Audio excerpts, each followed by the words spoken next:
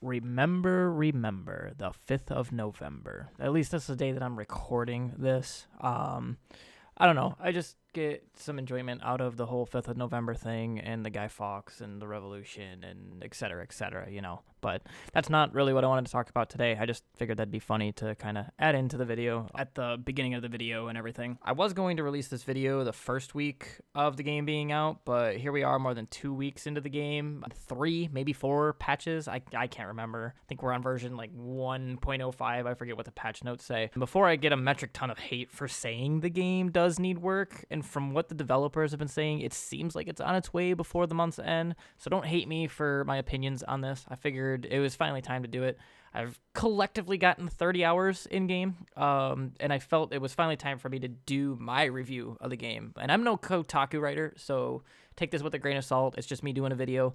I felt it was finally time for a video and all that sort of stuff. But these are my opinions and feelings on the game. Jumping right into it, there's a lot to cover, and I hope I can do it all in one video. I was going to wait and see what's in the pipeline coming up rather than procrastinate. I figured I would just do it, and when things change, it gives me another reason to upload another video, you know, because I want to get back into making videos.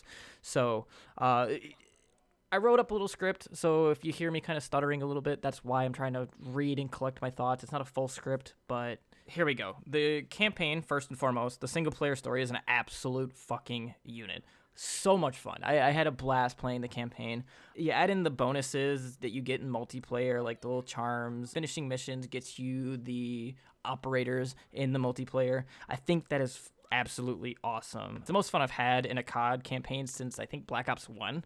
It feels fresh and new and great, and it's a great prequel. I'm going to say prequel. I'm going to stick to saying prequel to the Modern Warfare series. I'm going to stick to saying prequel based on some dialogue that happened near the end of the campaign. You can't change my mind on this. I'm not going to let you. You can't change my mind. Modern Warfare campaign really had a great writing team behind it, and this time, although the U.S. run and gun versus Russian things has been done plenty of times before with games like Battlefield and other Call of Duties in the Modern Warfare series, they really did an excellent job of keeping me entertained. I mean, come on, Zeddy Price. Come on, everybody loves Price. Who doesn't love Price? I've got my entire circle of friends agreeing that there isn't a single character in the story that isn't fuckable. And as one friend in particular states, the Modern Warfare campaign is narrative of the year. My friend Katie said that on Facebook. I thought it was pretty funny. I had to credit her in it. The only problem I had with the campaign is that just as I was really getting involved with it, really getting into it, it seemed like it was over like that, like a snap of a finger. Only about 4 to 6 hours at most of playtime, and that's pretty below average for a AAA title like Call of Duty. If you want to see my playthrough, let me know in the comment section below. I'll upload it in like half-hour sections, whatever it may be. The next thing is the Spec Ops. I really only have about like an hour or two collectively of Spec Ops played. I jumped on the other day with some friends, and Spec Ops was never really my thing, and because I have been focusing on multiplayer after my 24-hour stream on release, I really haven't had the chance to explore it. When I last played it, it was fun, but really, really hard. I don't know if that was just because we were playing it on a harder difficulty. I'm not sure. I just jumped in with a couple of friends and we played it. And that's really all I can say about it. Will I revisit it? Maybe, since it's a PS4 exclusive for the first year of the game. Which, first of all, I think that's actually pretty wild. Infinity Ward, what are you thinking? Hopefully this changes within a few updates, because I really do want to play with my friends on PC and Xbox just like we do on the multiplayer. Speaking of multiplayer, this year's Call of Duty really gives me some serious Modern Warfare 2 vibes, especially if you factor in the ability for the cross-platform play that I mentioned earlier. In the beta, some of the lobbies got pretty wild with Xbox and PC players in the lobby trash-talking each other. Things got pretty heated in a few of those lobbies, I'm not going to lie, but I had a blast. They were hilarious. It was fun to be in. I was laughing my ass off. It was great. And I mean, who doesn't love hearing how many people slept with their mom between the hours of 10 and 2? The lobbies are funny, chaotic, and a blast to be in, especially since I can play with my brother who's on PC overseas in Germany, and my friends who are on Xbox and PC as well, while I can comfortably stream the game from my couch. Which, by the way, if you didn't know, I'm streaming almost daily on twitch.tv/camwhyy. If you go give me a follow over there, I'd be really appreciate it. Try and get in that affiliate. I'll love you forever if you follow me. Thank you. The weapon variety is probably one of the best things we have had in years of Call of Duty. Yeah, we've got the problem of the M4A1 and the 725 running the scene right now, but those two, if you take those completely out of the equation, There's so many possibilities and a variety of things that we can make with the weapon attachments, the guns, everything like that. Throwing the right set of attachments on the AK-47 can literally turn it into like the SMG 74U variant, or if you throw other attachments on it, you're going to get like an RPK style of gun. I like being able to preset a weapon like the Kilo 141, I think it's called, in the armory, save it as a preset, make changes to it, and if I don't like the changes, I can go back to that preset and still have a baseline weapon that I like to use in-game. If you fix the M4 in the 725 issue, you'll see so much more variety in the game with other weapons. I even watched a video earlier of some guy using the PKM, I think it was, and that gun shreds people, so I think I might even start using that, not even gonna lie. Next thing is the maps. Is there a shortage of maps? Yes and no. I kind of can see how somebody who only plays 1 or 2 game modes, like the 6v6 TDM, to somebody like that, yeah, there's no maps. There's only like 6 maps for the 6v6 TDM. But in total, there's officially 23 maps between Gunfight, Ground War, and the Quick Play playlist.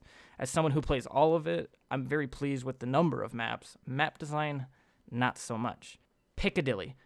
Holy fuck, this map is broken, and it's so easy to fix. Open a few of the alleys, and bam, you have quite possibly one of the better maps in the game. Everyone wants to talk about the 3-lane map designs and how bad they were in previous CODs, but they fail to realize that the reason that there are possibly some of the best maps in any of the games, there's a reason that they work. The 3 lanes work. Take out the 3 lanes, and the spawn trapping becomes atrocious. I can see a spawn trap being normal in very particular situations, like in Domination, where you control the A flag and the B flag, and you keep them back at C, and they just keep respawning back at C. That's a strategy, but in regular TDM, that shouldn't be happening in regular TDM or Kill Confirmed, which, on a note, I'd love to mention that I'm so happy Kill Confirmed got added with the last playlist update. This game actually makes people move around a little bit more. Not too much, because people still like to camp with the Claymores in the building and the 2nd floor of Piccadilly. But Kill Confirmed really makes people move around because you actually have to collect the tags in order to win. I just wish Infinity Ward or whoever's in control of the multiplayer would add in 10v10 maps to it as well, because that could be a lot of fun.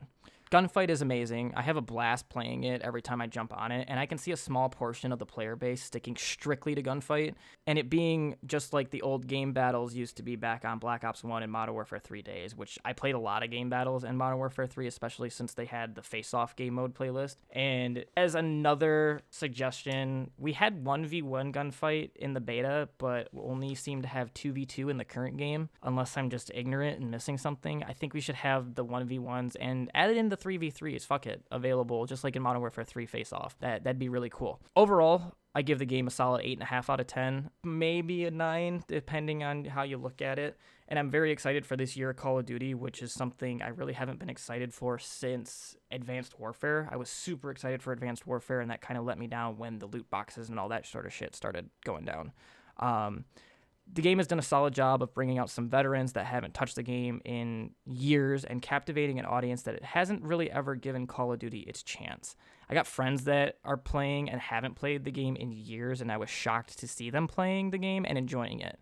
It's got something for everyone, but where it faults hard, and really, really hard.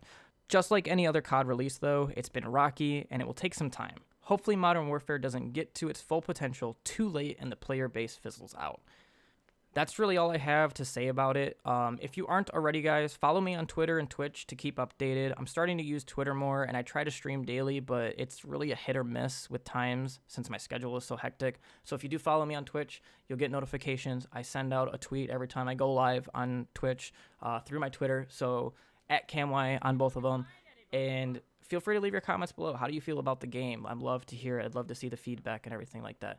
So hopefully you guys enjoyed the video. Thumbs up if you did. If you disliked it, leave a dislike, which I hope you didn't dislike it. If you did dislike it, leave a suggestion down below on what I should change.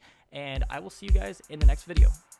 From the willfully ignorant, the knowledge you won't get none. But don't get it twisted, I too was dumb and then some. Support a politician, sit back and let Twitter his thumbs, not understanding that you got so close and drop.